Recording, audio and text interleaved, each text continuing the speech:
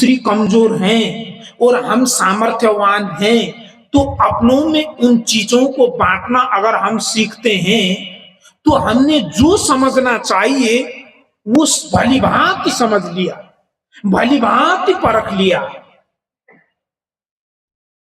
सदगुरु रामस्वरूप साहब जी के जो बीजक भाष्य है उसमें एक पंक्ति उन्होंने लिखा है, भली भांति लख लीजे संतो पारक ज्ञान निराला है। पता नहीं आप लोगों ने देखा है कि नहीं, बड़ी मोटी मोटी पुस्तकें। ये जो निराला ज्ञान है अगर इसको एक बूंद में निचोड़ा जाए इतने में खत्म होगा। अब ये करने में मुश्किल क्या है, हम हमारे जो पूर्व प्रारब्ध के विपरीत कर्म के योग से जो हम मिले हैं, जिसको हमने पिछले सत्र में द्वंदात्मक जो भौतिकवाद का एक दृश्य के रूप में वर्णन करने का प्रयास किया गया था, अगर उन द्वंद्वों से ऊपर उठाकर अगर हम सामर्थ्यवान हों तो उनकी मदद करें, अगर हम सामर्थ्यवान न हो तो उनके ऊपर हमारी जलन न हो, तो हमारा जो धर्म का यात्रा है, हमारी जो साधना की प्रवृत्ति है, उसमें हम चल नहीं रहे हैं वरन हम दौड़ रहे हैं। ज्यादा लंबी चौड़ी फैली हुई बात नहीं है और पूरे धर्म इसी में समा जाते हैं। इसी को, इस बात को हम हमारे जीवन को पद पद पर परख सकें, इसको इसीलिए सदगुरु कबीर साहब ने कहा था, सदा धर्म जाके हृदया बसई, राम कसौटी कसतई रहई। जो अपने हृदय में इस प्रकार धर्म को रखता है, अपने आप को परखते चलता है, राम की कसौटी में अपने आप को परख करके चलता है, उसके हृदय में धर्म सदैव समाहित है। उसके लिए किसी तिथि विशेष, पर्व विशेष, समय विशेष, काल विशेष, योग्यता विशेष, इन चीजों की जरूरत नहीं है। इसलिए धर्म की इस व्यापकता की महत्ता को समझते हुए गुरु कबीर ने 600 साल पहले कहा था, सबही भूमि बनारसी सब निर्गंगा होय, ज्ञानी आत्म राम है सब घट परगट होय। तो हमारे लिए जो पानी यहां मिल रहा है ये बनारस का ही जल है। यह भूमि बनारस से कम पावन नहीं, यह भूमि तीर्थों से कम पावन नहीं, वरन अपने आप में ये तीर्थ है ही। तभी तो आप लोग अपने घरों के सुख सुविधा जो भी हो, इसी पंडाल के नीचे आप लोग सोए, पत्तल में जो मिले खाए, किस लिए रहे, इन कष्टों को क्यों झेला, टिकट फिक्स नहीं रहा होगा, रिजर्वेशन आपका, कितने लोग खड़े आए होंगे, इन चीजों को आत्मसात करने का बल आप और हमको मिले, इसके लिए मिले, और इसी को धर्म कहा गया। अगर कोई कमजोर है तो उसको मदद करने के लिए वो लाचार होकर हमारे पास गिड़गिड़ाए, तब हम मदद करेंगे।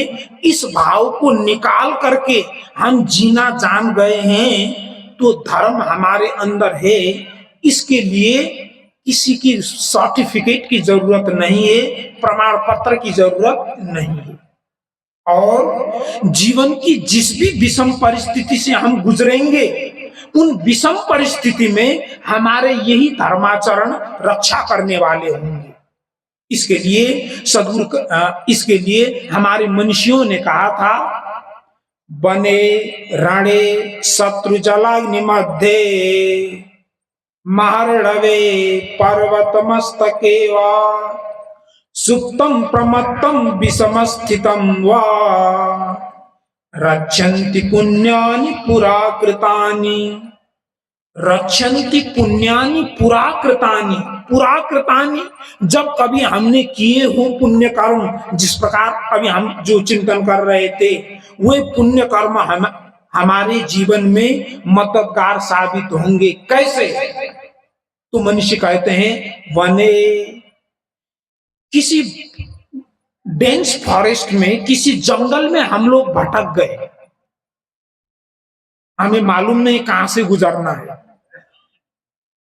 तो उस समय में कहीं न कहीं किसी न प्रकार किसी आदमी के द्वारा या किसी परिस्थिति के द्वारा, हमारे सूझबूझ के द्वारा, अगर हमारे द्वारा उन पुण्य कार्यों का संपादन हमारे जीवन में किए गए हों तो रास्ता मिलने वाले हैं। रणे, युद्ध भूमि में हमारा जो धर्म होगा वहां भी ढाल बनकर हमारा रक्षा करने के लिए मौजूद रहेगा।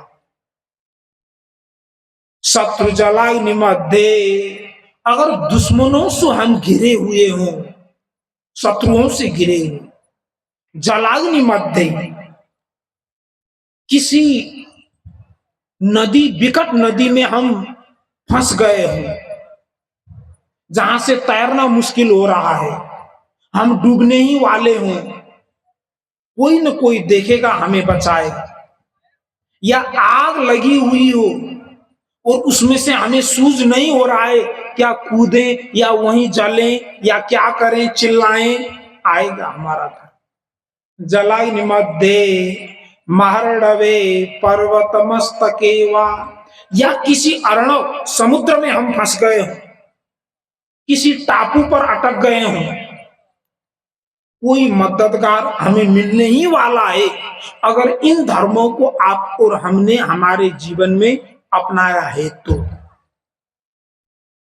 सुप्तम, सोते हुए, कुछ चीज गिरने वाला था हमारे ऊपर, परंतु किसी प्रकार हम बच गए, बगल में गिरा, ऐसे नहीं गिरा, हमारे धर्म और पुण्य कर्मों के चलते गिरा और हम बच गए। प्रमत्तम, हम उन्मत्त जिस समय हो रहते हैं, जो नशे में रहते हैं, आप लोग देखे होंगे कितने शराबियों को ड्राइवर लोग बचा लेते हैं, उनके पूर्वकृत पुण्य कर्म उनकी रक्षा के लिए आए हैं, इसलिए वे बच गए। तो मनीषी कहते हैं रक्षन्ति पुण्यानि पुरा कृतानि, तो ये कर्म आप और हमारे जीवन में रक्षा करने वाले हैं। और धर्म मूर्ति हमारे गुरुजनों का तपोभूमि है ये। इस तपोभूमि में जिस निष्ठा के साथ आप लोग आए, जिस निष्ठा के साथ आप लोग रहे, आप लोगों की श्रद्धा प्रशंसनीय है। संत गुरुजनों की भक्ति जो है में आप लोगों का जो लगाव है वो अतुलनीय है। इसी प्रकार संत गुरुजनों की भक्ति में हम लगे रहें, इस धर्म के जीवन, धर्म के अंगों को अपने जीवन में आत्मसात करें, तो हमारा जीवन भौतिक रूप में ही नहीं वरन आध्यात्मिक रूप में भी समृद्ध होकर के जीवन के उत्तरोत्तर रूप में आगे बढ़ते हुए आत्म शांति की ओर आप और हम सब प्राप्त हो सकेंगे। इन्हीं शब्दों के साथ मैं अपनी बात को यहीं पूर्ण विराम देता हूँ। बोलिए श्री सद्गुरुदेव की।